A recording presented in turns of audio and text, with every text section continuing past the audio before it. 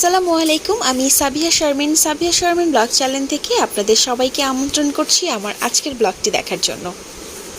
আমার দুই বাচ্চার একসাথে আকিকা হচ্ছে, তো এই প্লেটগুলো নামিয়ে ধুয়ে নেওয়া হয়েছে, এগুলোতে মেহমানদেরকে খেতে দেওয়া হবে। এটি ছিল গতকাল রাতের ভিডিও, আর এটা হচ্ছে পরের দিন সকালবেলার।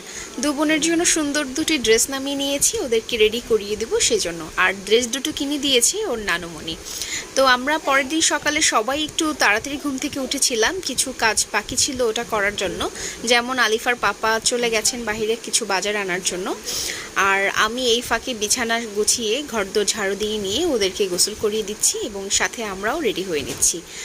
এই তো পরিপাটি করে রাখলাম যতটুকু পারলাম, কারণ গেস্ট আসলে এত পরিপাটি থাকবে না। তো এই যে ওই সাইডের বিছানাটাও গুছিয়ে নিয়েছি। তো আম্মু এদিকে সকালের খাবারের ব্যবস্থা করছে, যে সকালে আমরা হালকা কিছু খেয়ে নেব, চা বিস্কিট। আর এটা ছিল হচ্ছে গিয়ে গতকাল রাতেই ওর পাপা খাসি কিনেছে দুটো, ওখান থেকেই কমপ্লিট করে কেটে কুটে নিয়ে আসা হয়েছে, তো ওইটার একটা ভিডিও ক্লিপ অ্যাড করে দিলাম। আর এই যে ড্রেস নামিয়ে নিয়েছি, আলিফার পাপা আর আমি একটু ম্যাচিং পরতে চাচ্ছিলাম, ব্লু পাঞ্জাবি আর আমার জন্য ব্লু শাড়ি। এই যে আমার সেহরিশকে ড্রেস পরিয়ে দিয়েছি, কিন্তু সে কোনো সুন্দরভাবে একটা ছবিও তুলতে দিচ্ছিল না, আর শুধু ডিগবাজি দেওয়ার চেষ্টা করছে আর ডান্স করছিল, কারণ টিভিতে গান চলছিল, ওইটার তালে তালে ডান্স করছিল। এর মধ্যে আমার শাশুড়ি এবং যারা চলে এসেছে, তো আমার এক যাকে নিয়ে উপরে যাচ্ছি দেখার জন্য যে উপরে কাজ কত দূর কী আগাচ্ছে। তো আলিফার পাপা আর হচ্ছে আমার ছোট ভাই মিলি এবং আরও অনেকে ছিল, সবাই মিলি কাজটাতে অনেক হেল্প করেছে যেন অনুষ্ঠানটা ভালোভাবে হয়ে যায়। সেজন্য যেহেতু রান্নাবান্নার ঝামেলাটা আমাদের ছিল না, রান্নাবান্নাটা হচ্ছে বাবুর্চি দিয়ে ওখান থেকেই করিয়ে নেওয়া হবে। বাবুর্চির সময় স্বল্পতার কারণে আসলে উনি এসে রান্না করে দিয়ে যেতে চাচ্ছিলেন না, তাই আমাদের যে আইটেমগুলো হবে ওগুলোতে যা যা লাগে সবগুলো আগে তিনিই পাঠিয়ে দেওয়া হয়েছিল, যেমন খাসি, চাল। তো উনি সকালবেলা রান্না করে ভ্যানালাকে দিয়ে পাঠিয়ে দিয়েছে। তো এই যে সমস্ত প্রস্তুতি হয়ে যাচ্ছে, টেবিল চেয়ার আনা হয়েছে নিচ থেকে, তো ওগুলোই প্রসেস করা হয়েছে। আর এই যে আরিবার একটা চাচা, মেঝো চাচা, তো সে একটু কোলে নিয়েছিল কিন্তু সে কান্না করছে অনবরত। আর আলিফা তার কাজিনদের সাথে খেলায় মেতে উঠেছে, কারণ এইভাবে তো খোলা জায়গা পায় না, আর তার সাথে খেলার সাথীও পায় না। তো খেলার সাথী প্লাস খোলা জায়গা পেয়ে ওনাকে আর আমি ধরে রাখতে পারছিলাম না। আর এগুলো ছিল হচ্ছে আমাদের ছাদেই এক কর্নারে, এটা বাড়িওয়ালাদের শখের বাগান বলা যায়, তো ওনারা শখ করে একটু বাগানের মতন করেছে। তা আমাদের এই প্রোগ্রামটা যেন সুন্দরভাবে হয় সেজন্য পুরো ছাদটাকে খুলে দেয়া হয়েছিল। তো এখানে বাড়িওয়ালারা ডিরেক্টলি থাকেন না, ম্যানেজার আছেন, আমাদের ম্যানেজার ভাই সব কিছু দেখাশোনা করে রাখেন। আর ওনারা থাকে হচ্ছে দেশের বাহিরে, যখন ওনারা বাংলাদেশে ছিল তখন এই বাগানটা করেছিল। তো এই যে আলিফা ওর চাস্তো বোনের সাথে খুব দৌড়াদৌড়ি করছে, এখান থেকে দেখছে ওখান থেকে দেখছে। তা আমি ওর এই মুগ্ধতা দেখে আমিও মুগ্ধ হয়ে যাচ্ছিলাম যে কতটা খুশি সে।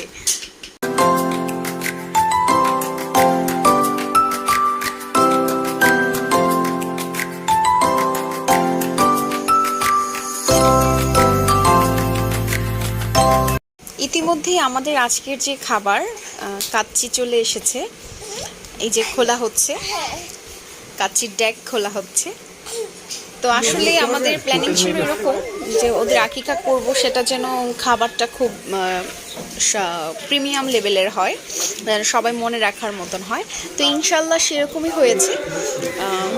কাচ্চিটা খুবই মজা ছিল, আর যার জন্য আমরা একটু কষ্ট হলেও বা একটু কস্ট করলেও আমরা পুরান ঢাকা থেকেই রাঁধিয়ে এনেছি, যাতে খাবারটা সবার খুব পছন্দ হয়।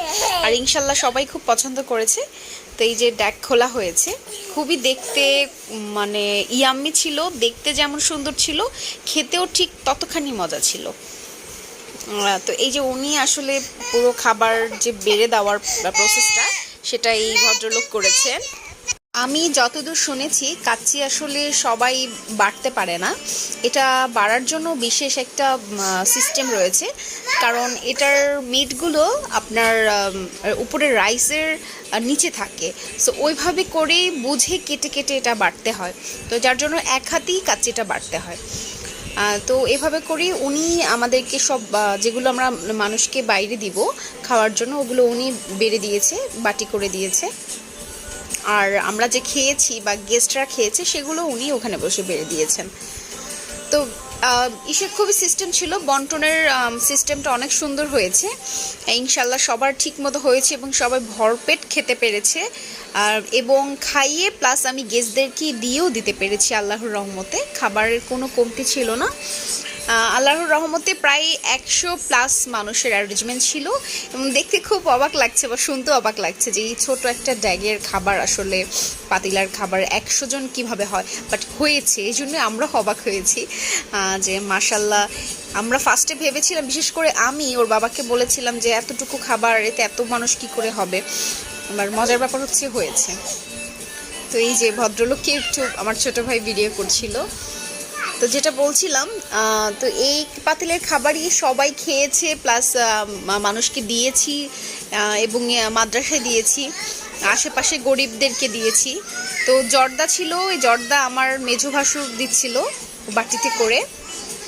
আল্লাহর রহমতে এবং বরকতের সহিত সব কিছু ঠিকঠাক মতোই মিটে গেছে। তো এই জন্য আল্লাহর দরবারে লাখ কোটি শুকরিয়া। আর আমাদের আসলে অনুষ্ঠানটা হওয়ার আগে একটু টেনশন কাজ করছিল যে আমরা কতটা পারবো, কারণ আমাদের যেহেতু ওইভাবে গাইড দেওয়ার মতন কোনো মুরব্বি ছিলেন না। আলিফার পাপা একাই সব করেছে, আর তার কিছু কলিগ ছিল, ওনারাও হেল্প করেছে, অনেক হেল্প করেছে। তো যার জন্য হয়তো বা সম্ভব হয়েছে। তো এই যে বাটি করা হয়ে যাচ্ছে।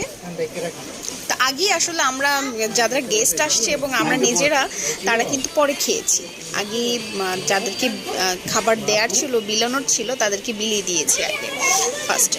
এই যে গেস্ট আসা শুরু করে দিয়েছে। তো এই ছিল শাকিল ভাই, ওর পাপার কলিগ, এবং এই হচ্ছে নিশাদ ভাইয়া। ওনার স্পেশাল অনেক হেল্প করেছে আলিফার পাপাকে। তারা ছাড়া আসলে কাজটা এত সুন্দরভাবে হতো না। তো এই যে সবাই খাচ্ছিল, ওখান থেকে একটু ভিডিও করে নেওয়া হয়েছে। আর আমরা মহিলারা যারা ছিলাম, আর মহিলা গেস্ট যারা ছিলেন, ওনারা আমাদের বাসায় নিচে খেয়েছি, মানে আমাদের বাসার মধ্যে খেয়েছিলাম। উপর থেকে নিয়ে দিয়েছিল আমার ভাই। আর যারা পুরুষরা ছিলেন তারা উপরে বসে টেবিলে খেয়েছেন। আর এইদিকে নিচে মহিলা গেস্টদের খাওয়া শেষে আমার মা এবং আমার শাশুড়িকে খেতে দিয়েছি। তো ওইখান থেকে এই ছিল আজকের ব্লগ। সবাই ভালো থাকবেন, আবার পরে দেখা হচ্ছে। আসসালামু আলাইকুম।